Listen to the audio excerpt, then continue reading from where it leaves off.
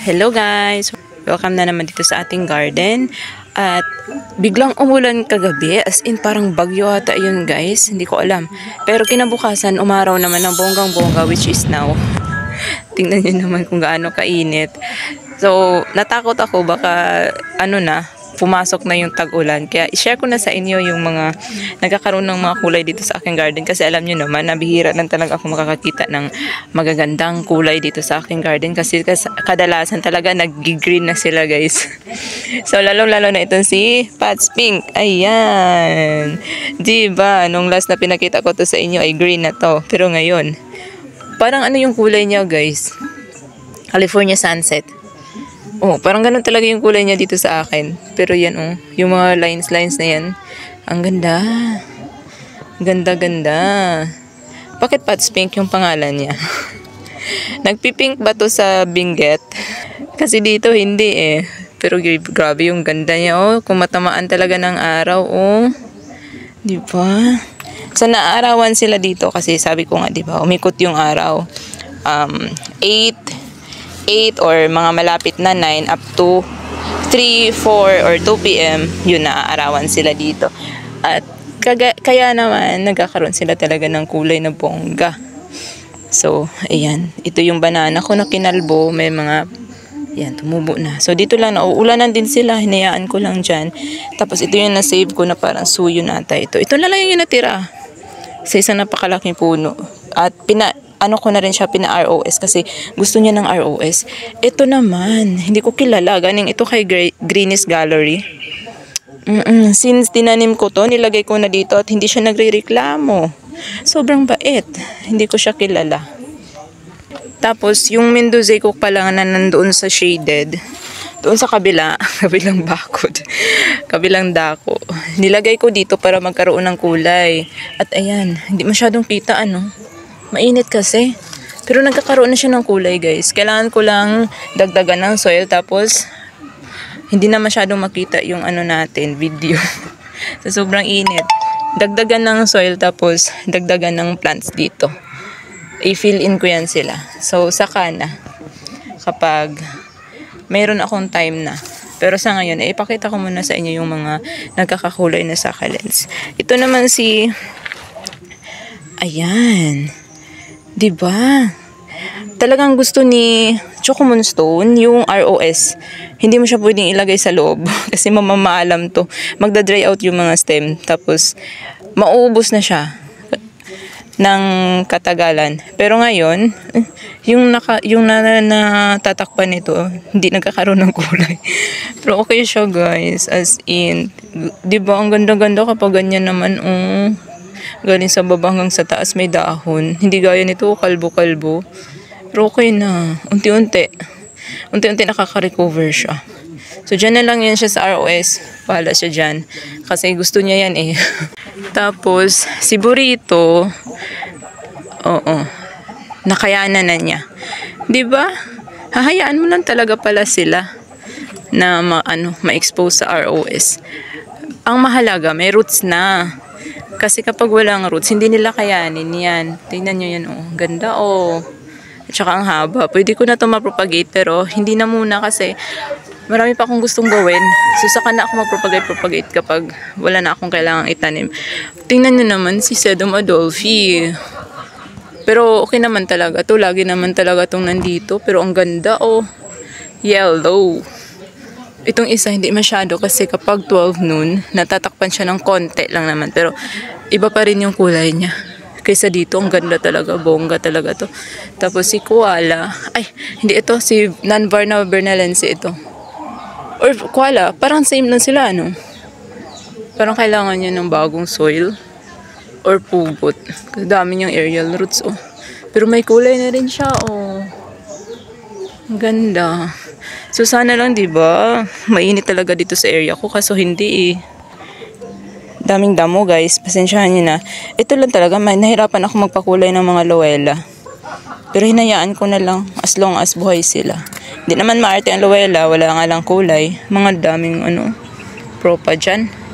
So okay na lang sila diyan. Si Red Chinel or si Ruby Slippers ang tawag nito sa iba. Medyo may kulay siya pero Hindi masyadong kita pa. Pero meron na. Ayan. So, okay naman siya sa ROS. Ito, mabango to eh. Sino nga to? Kalimutan ko na yung ID. Mabango ito. Ito, at saka si Jadelet. No? Pink Jadelet. Okay sila sa ROS, guys. Si Denodatum lang yung hindi. Dendroidium. Yun, hindi siya pwede sa ROS. Yun yung nawala dito sa pot na to. Ayan. Peridot pala to, guys. Si Peridot. Ang konti lang pala yung peridot ko. Kailangan ko pala itong ayusin, oh. Kulang yung soil niya dyan sa baba. Dagdagan ko lang. Tapos, magpropa ng peridot para dumami. Kasi parang yan lang yung peridot na meron ako. So, ayan. Nagkakakulay din, oh. Si Pink Butterfly. Kalanchoe. Leaf propa ko yan.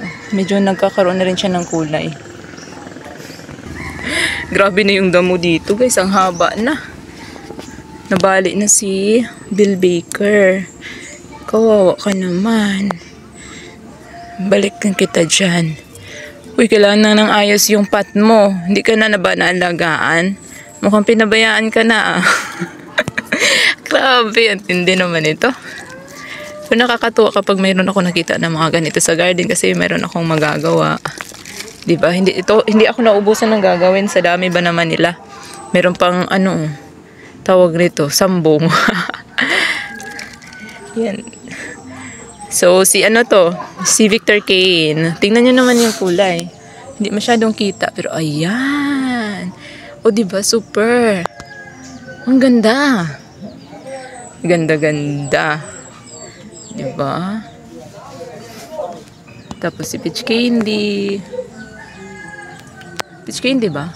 Sino nga yung isa? Snoopy? Sino ba yun? Anong pangalan ng isa? Oh, Peach Candy yan kasi Marpin yung isa. Tapos si Payball Deer. Tapos si Fountain. O diba? Matagal na yan. Sobrang liit niya nung dati kasi hindi ko naman alam kung paano alagaan. Tapos nilagay ko dito sa ROS at nakayanan niya, guys. Nakayanan niya yung ulan at init. Biruin mo ba naman yun? Tapos dito, ayan. Bongga din naman talaga ang kulay ni Aaron P. Hindi talaga yung nagbabago, guys. Tapos, ayan. Tingnan niyo naman yung mga kulay niyan. Ang gaganda. Diba? Si Indonesian Minibel ito. Super. Nagustuhan niya ROS. O, tingnan nyo naman ito. O, ang ganda. O. Ay, si ano pala yung isa, guys? Si Marpin pala yung nandun sa taas. Ayan. Ayan, si Marpin pala yan. Kasi nandito si... Ayan, oh, si Peach Candy.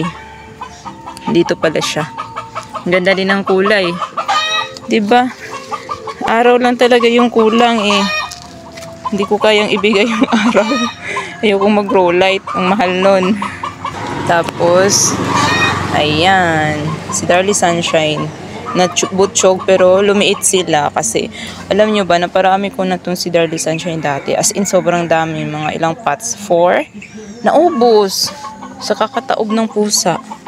Minsan kasi nakaka-discourage. Tapos matagal kong maitanim ulit or maayos. Yun, namamaalam sila. Diba? Ang ganda ni Giant Firestorm. Giant Firestorm yung ID ni seller niyan, guys. Ang ganda ng kulay. Need ko siyang ilipat ng pot. Tapos, ito.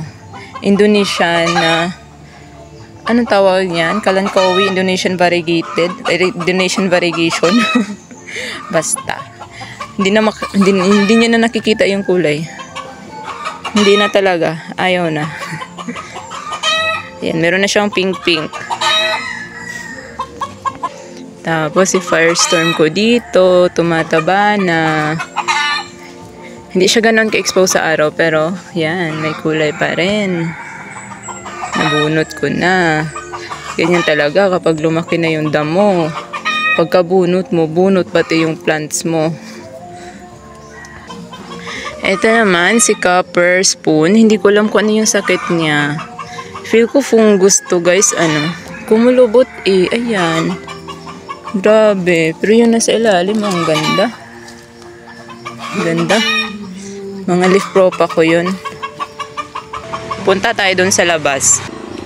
Ayan. Isa pa to. Tingnan nyo naman, oh. Dito nagkakaroon ng ganitong kulay talaga dati. Pero ngayon, yan. Bumongga. Victor cane. Mas maganda pa rin yung Victor cane na nasa loob kasi mas exposed yun sa araw. Ito hindi masyado. Ayan. California sunset na nagsusurvive. Beltana, hindi masyado kasi natatabunan ito. Ayan. Ito yung maganda na Beltana. Diba? Nasagi ng pusa. Naputol.